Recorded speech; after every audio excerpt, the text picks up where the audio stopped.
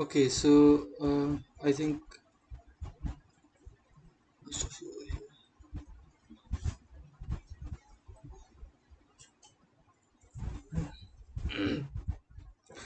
so in the yesterday we learned two things about the fine structures that uh, two important points that if the spin is half or spin is one, how the splitting pattern will change.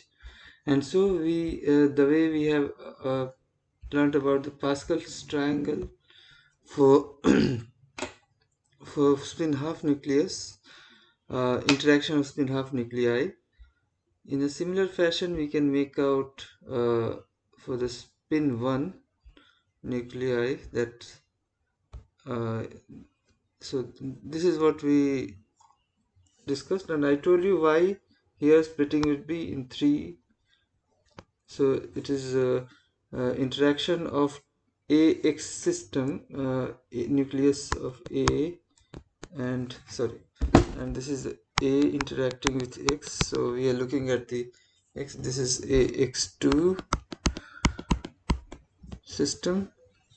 So looking at the resonance of A, this is how it splits when the spin quantum number for the nucleus I, that is represented by I, is 1.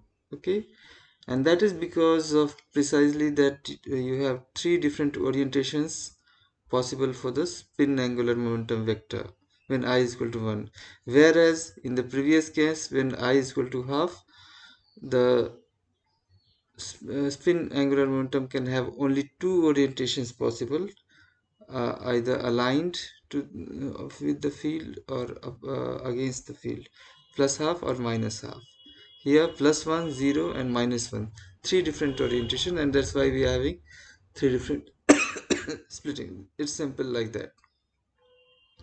And then the it follows up, if you have more number of X appearing in the molecule which can interact, then the lines which is already split, it will further split into 3, each one of them.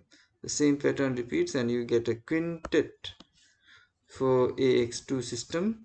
Remember, you are getting quintet in AX4, 1, 4, 5, it's like this here. So the pattern is different that we are obtaining here. Here 1 is to 2 is to 3 is to 2 is to 1. That's how we obtained. And then we learned yesterday also why you have triplet here and a quartet here, but nothing changes here.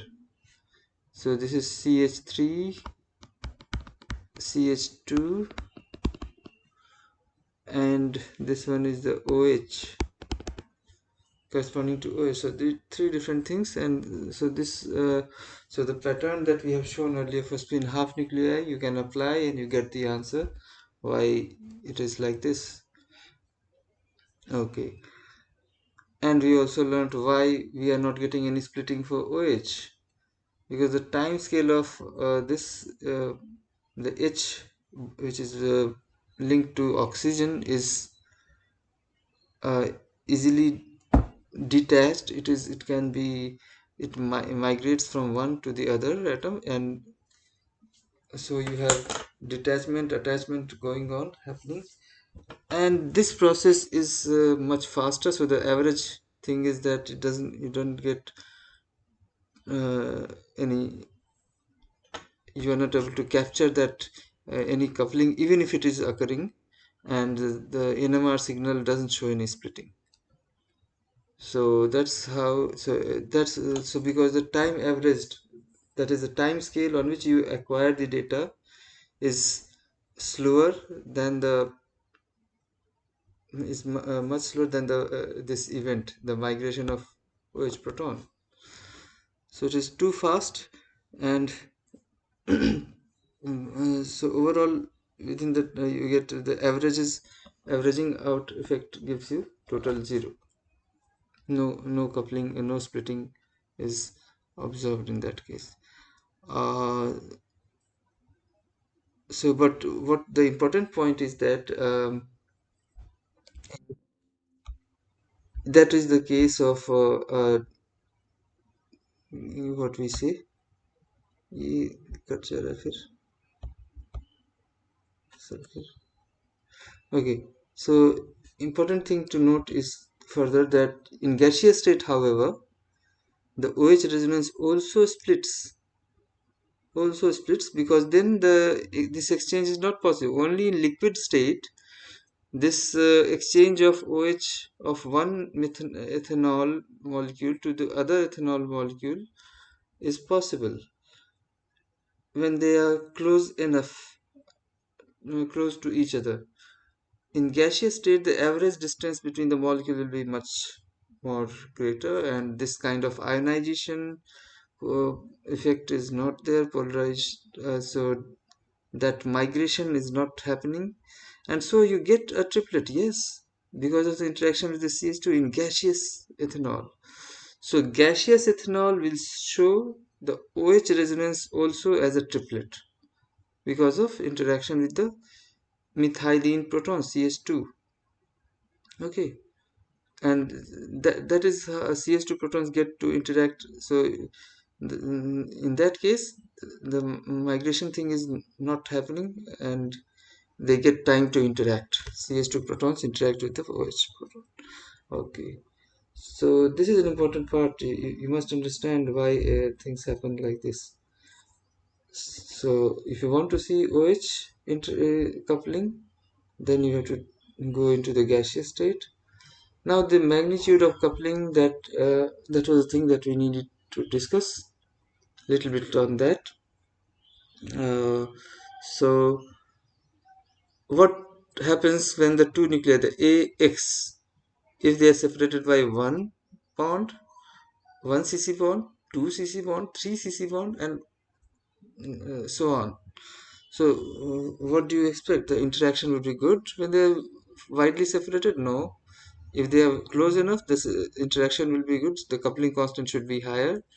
And so there is a designation way to designate the interactions depending on how, by separation of bonds. So if there are n number of bonds separating A and X, A, X,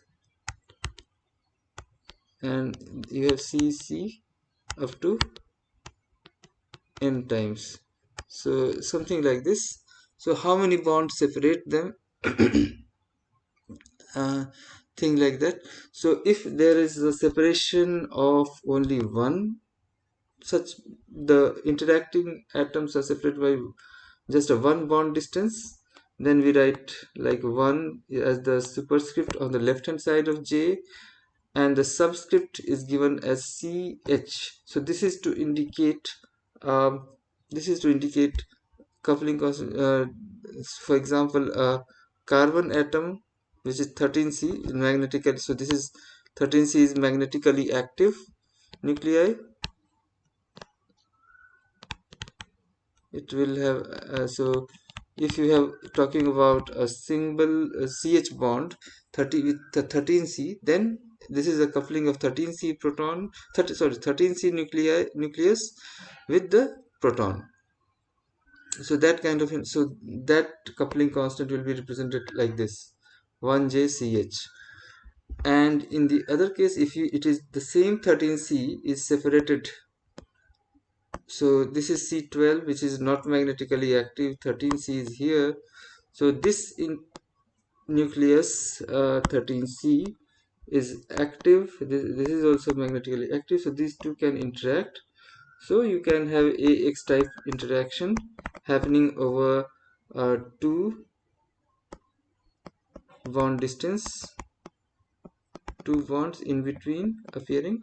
So this is how we write it, is that 2JCH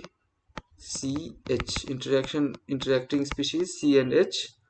So this is like C, this is H, this is what we are writing. So JCH we are writing like that. So this is how we represent the interaction through this kind of system, the nomenclature that we give, 1JCH, 2JCH, So this is what it means, right? If so, remember we cannot write 1JCH if the 13C is not there. If it is 12C, there will be no coupling. There is no magnetism in 12C, so you can never have a situation like 1JCH and the C happens to be 12C. That's never going to happen. So if we are writing at 1JCH, it has to be 13C. Okay. Okay. So it is the interaction. Here we are talking about C and H as A and X. We can also have this A and X can be the same nuclei, like proton, but having different environments so that they appear at different chemical shift values. ऐसा भी हो सकता है. तो वो heteroatomic, होमोएटॉमिक system, ऐसा भी हम लोग डिस्कस कर सकते हैं. But to start with, in the first case we are giving this example. And the typical value, what is the interaction strength? So if we are talking coupling, how good is the coupling, then this 1JCH is the measure of this thing. So when they are C and H, 13C and H separated by one bond distance, then the strength is good. It's the value is around 120 to 250 hertz. Still you can see that as compared to the chemical shift separation values, it is much smaller, है ना. वो mega hertz में था, ये hertz में है, ठीक है, वो ध्यान देना. So it is still very small. So apparently it is appearing like here. When it is separated by two bonds C and H, 13C and H, the two magnetically active nuclei are separated by two bond distance 2JCH.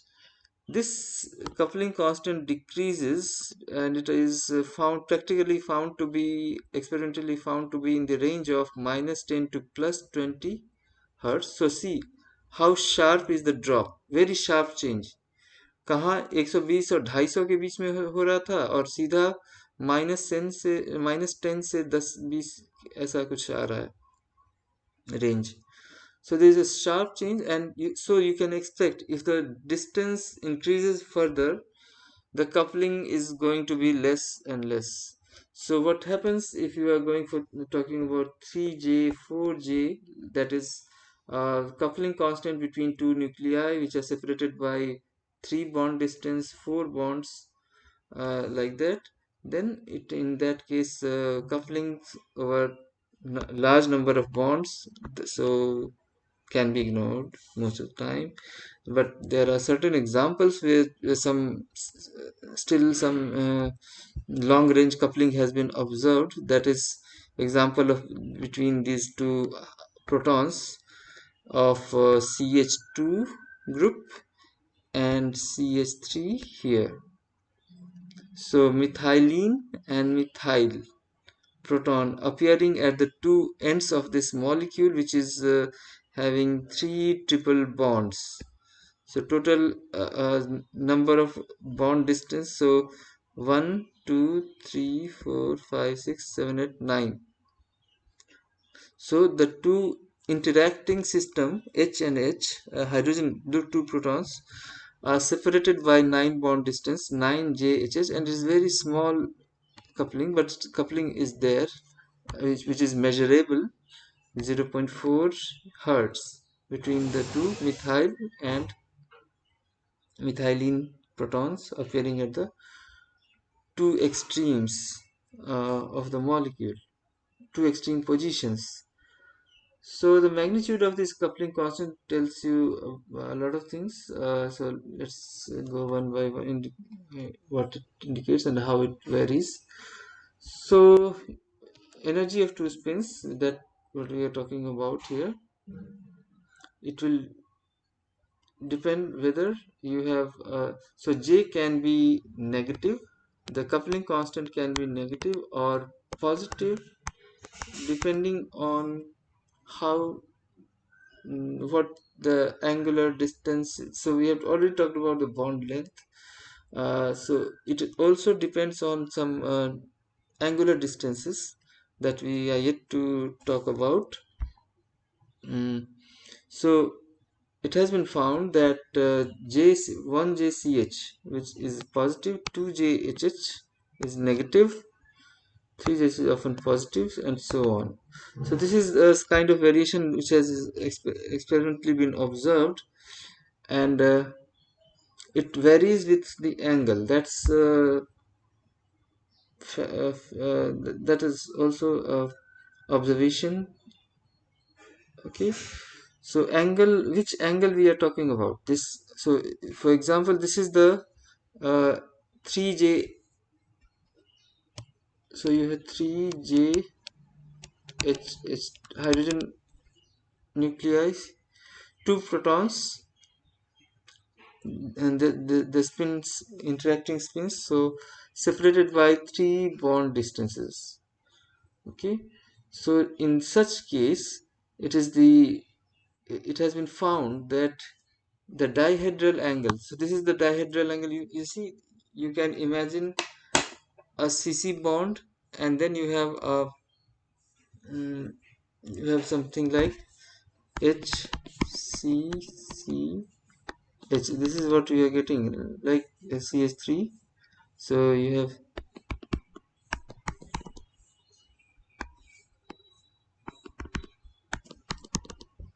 so this is what is pictured over there, right? So we have two methyl groups, they can interact over, so one, two, three.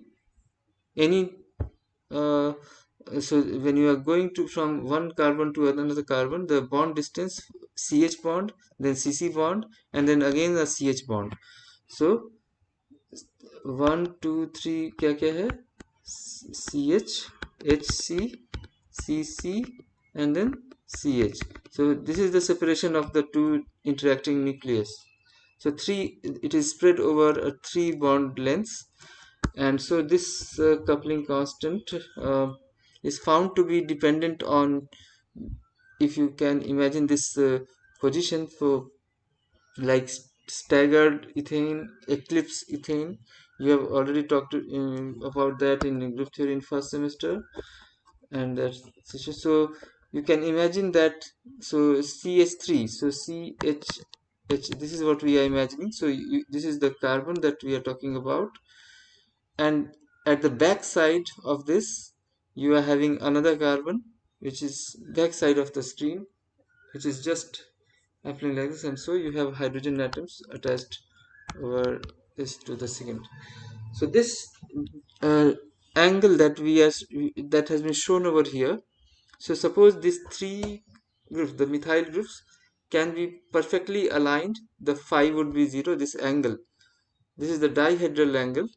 Dihedral means two heads, so दो heads के बीच में, so you can imagine a disc, two discs, और दोनों में इस तरह से CH trigonal fashion में 3 hydrogen atoms are there, and then you can align them perfectly. That is eclipse configuration, conformation, and this is you can also gradually move from there. So the angle, so when phi is 0, it is eclipsed. Sorry, so this is the dihedral angle phi, and the phi can be 0, that is eclipsed conformation. You say that it is eclipsed, the two h's, then you can, phi can be anything like this. It is around 60 degree, or yeah, it can be 90, variable, and then this is the staggered position, so it is having a different angle from this. Then you can anything others, phi something around, making an angle of yeah, so like 60, something around 60 degree, you can call it staggered.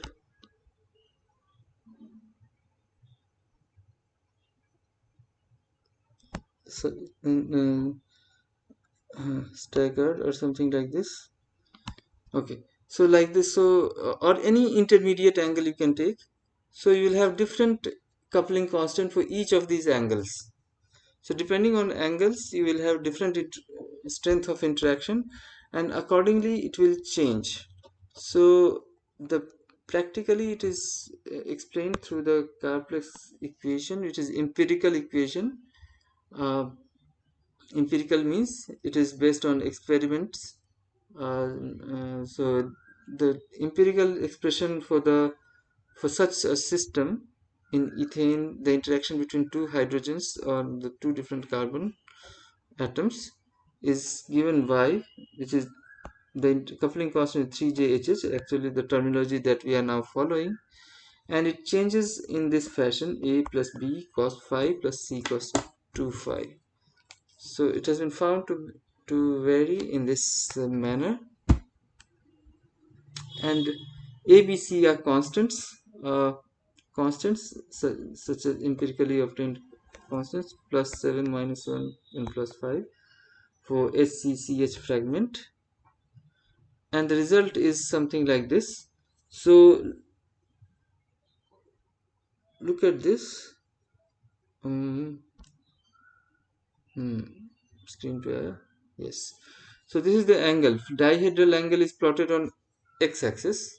Y-axis you have the J, the spin-spin coupling in this HCCH fragment. So what you see here is that eclipsed. So you have eclipsed conformation, and then let me just zoom in.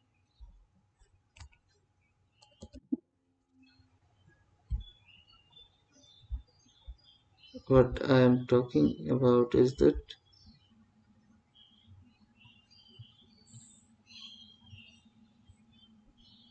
I just see this. Oops. So what we are talking about here is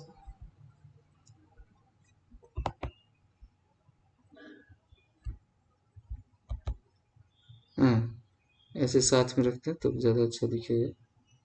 Yes. So हाँ, so this is what I'm trying to so see the pictures on the side. So this is the angle phi going plotted over here on x-axis. ठीक है? So 0 degree means eclipsed. At 0 degree, it is the eclipsed system that we are talking about.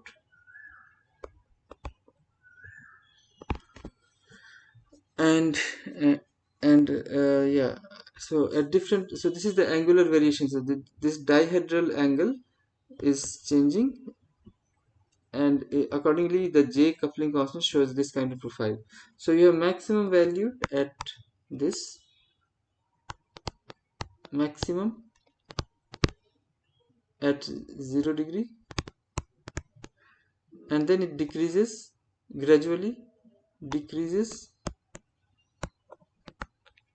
as the angle increases, the coupling constant decreases, it gets to a minimum at 90 degrees, and then again it rises, the J interaction strength goes up, and it is again appearing here, maximum at 180 degrees distance. So this is the situation. So you are having maximum coupling appearing in HCCH fragment. The maximum J value is obtained at 180 degrees. See this scale. Sorry, maximum. This is the value, high value, definitely. But you can see that on right hand side, the 180 degree, it is even higher. So maximum यहाँ पे आ रहा है, देखिए, और minimum 90 degree पे आ रहा है.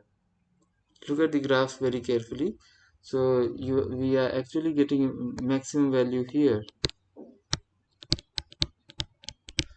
which is slightly greater than the value. So it is between 12 and 14, whereas at 0 degree it was between 10 and 12, something like this. And so in a similar fashion, if you change the, now within this, look at it from another point of view, that does this carbon Now, over a stretch of these three bond lengths, if the atoms are changed, so one of the carbon is, if it is replaced with N, replaced, if suppose some with N, then what will happen? So it is interesting to see that yes, when it is HNCH fragment, just we replace carbon with nitrogen, um, it is, you can see the values are dropping down. The pattern is remaining same, that yes, you have at eclipsed condition you have a significantly high value, and it drops down, becomes minimum at 90 degrees, and this minimum is still the same as in HCCS system. The maximum value has changed surprisingly, and again at 180 degrees you are having it. HNCH is having the maximum. Okay, so this kind of thing is what has been found experimentally, and it is the equation. So this graphical description fits the equation of this kind that is given by over here, which is Karplus equation. Okay, and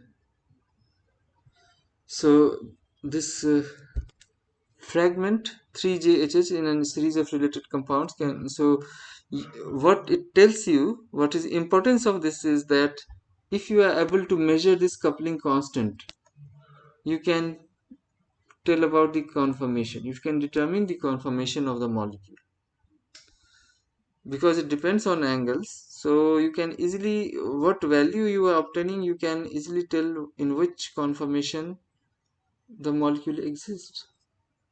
Okay, so if you have this idea, you can easily, we can do that.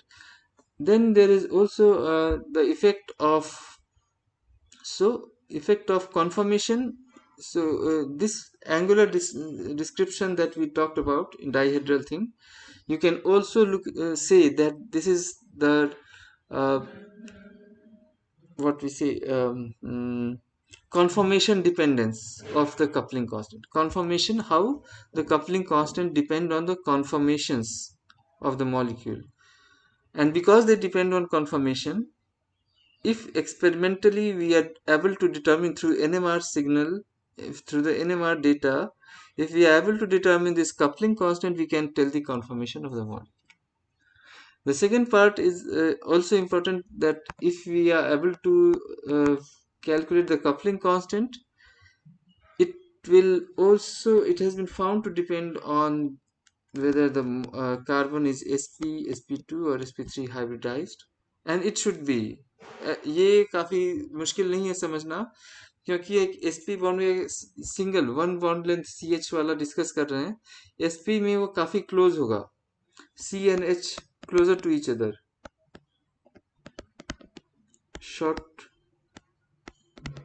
shortest bond ch is longer. So separation between the two nuclei, you're looking purely from uh, physics point of view, or the magnetism point of view, magnetic interaction point of view, the distance among the three types of sp, sp2, sp3 carbons that we can think of, longest bond distance. So as the distance increases, there will be interaction will reduce, and the coupling constant decreases from sp, sp2 to sp3. So clearly you have this kind of pattern which is observed. So another point that we can say, that if we are able to determine this coupling constant, we should also be able to say whether they are sp hybridized, sp3 or sp2, ये भी कर सकते हैं, ठीक है. So the magnitude of coupling constants can tell you about the conformation. They can also tell you about the hybridization state of the carbon atom. So these are important aspects of what we were talking about. Okay, so whether we have time or not. सो थोड़ा थोड़ा करके हर दिन मिलते रहना चाहिए, चाहे आधा घंटा ही पढ़ें, 1 घंटा पढ़ें या 2 घंटा पढ़ें, लेकिन कुछ कुछ करके पढ़ते रहना चाहिए थोड़ा थोड़ा. सो इसीलिए मैंने सोचा कि rather than skipping the class we should keep meeting every day. कम देर के लिए ही सही, लेकिन मिलते रहेंगे. सो ठीक है, आज के लिए बस अभी इतना ही रखते हैं. कल फिर हम लोग डिस्कस करेंगे regarding the equivalent nuclei, chemically equivalent and magnetically equivalent. So we'll discuss that tomorrow. Thank you.